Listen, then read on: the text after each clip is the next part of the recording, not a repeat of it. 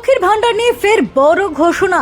আর চিন্তা রইল না রাজ্যের মহিলাদের, কপাল খুলে গেল। তাহলে কি লক্ষ্মীর ভান্ডারের টাকা বাড়লো নাকি? দেখুন, পশ্চিমবঙ্গের মহিলাদের জন্য একাধিক প্রকল্প চালু করা হয়েছে রাজ্য সরকারের তরফ থেকে। এর মধ্যে সবচেয়ে জনপ্রিয় হলো লক্ষ্মীর ভান্ডার। এই প্রকল্পের দরুন প্রতি মাসে 1000 থেকে 1200 টাকা সরাসরি ঢুকে যায় মহিলাদের অ্যাকাউন্টে।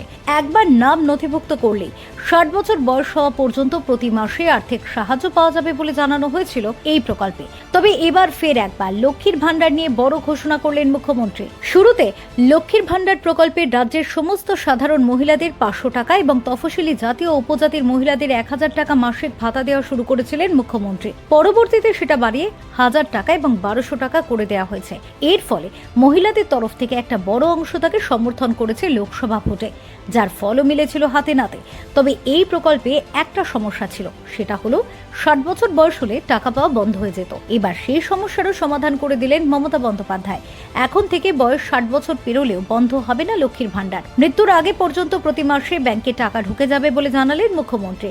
স্বাভাবিকভাবেই এমন একটা ঘোষণায় দারুণ খুশি মহিলারা। এখন আর 60 বছর হলে লক্ষ্মীর ভান্ডারের টাকা বন্ধ হবে না, আর কোথাও বার্ধক্য ভাতার জন্য আলাদা করে দৌড়দৌড়িও করতে হবে না।